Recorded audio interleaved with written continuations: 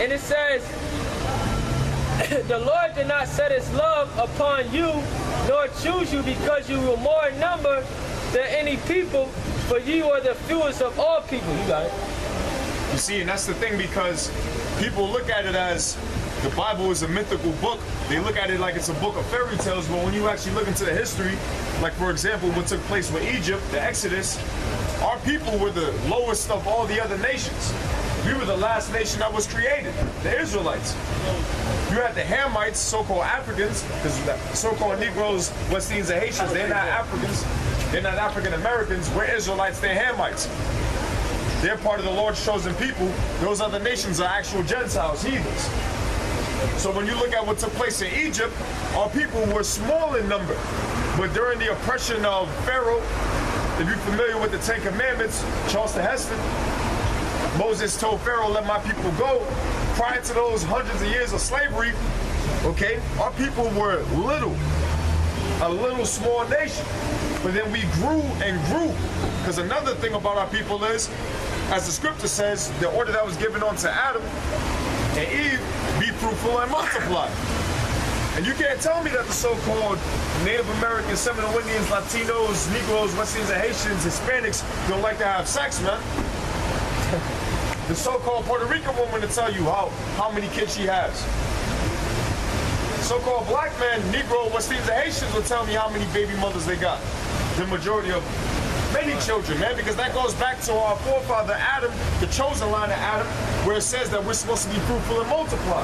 That's why we became, as the scripture says, a nation as the sands of the sea. That's how we became a nation like the stars of heaven. Meaning there's a lot of us. But the scripture says that the Lord chose us not because there was a lot of us, because really we were the fewest. I should read that verse again. The Lord did not set his love upon you, nor choose you because you were more in number than any people, for you were the fewest of all people. But because the Lord loved you, and because he would keep the oath which he had sworn unto your fathers, hath the Lord brought you out with a mighty hand, and redeemed you out of the house of bondmen for the hand of Pharaoh, king of Egypt. You see?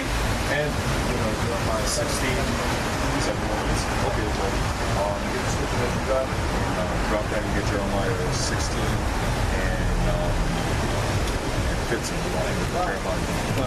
This is Romans chapter 9, verse 27. Isaiah also cried concerning Israel. Though the number of the children of Israel be as the sand of the sea, a remnant shall be saved. Okay, only a remnant is going to be saved. Not everyone's going to be able to receive salvation like they tell you in the churches, but only an elect, meaning only a remainder. And when you look at that remainder, it's only applying to the Lord's chosen people.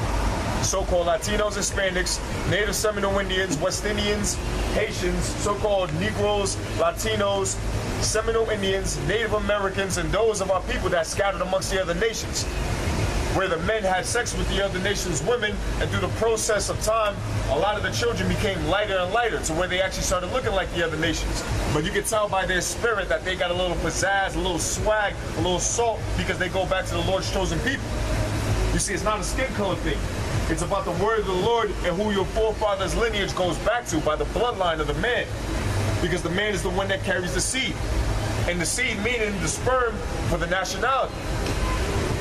We come from that holy lineage, man. Our forefathers, like the brother was going into, our forefather Jacob wrestled an angel.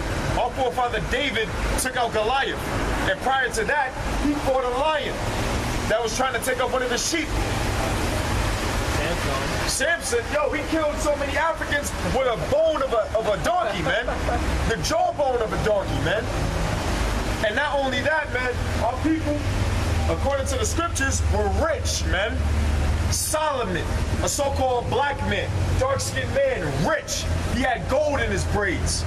The wisest king ever to live. Comes from the same lineage of the one you ignorantly call Jesus, a so-called black man whose real name in Hebrew is Yahweh Shai. We're a royal people, man, and the Lord is coming back to redeem his royal people because we weren't meant to be slaves to these other nations and working for our paycheck. We was meant to have other people working for us. And these other nations are going to be working for us. Just like how we had to work to build up America, the Lord didn't forget about our forefathers who served slavery. That's the gospel. That's the good news.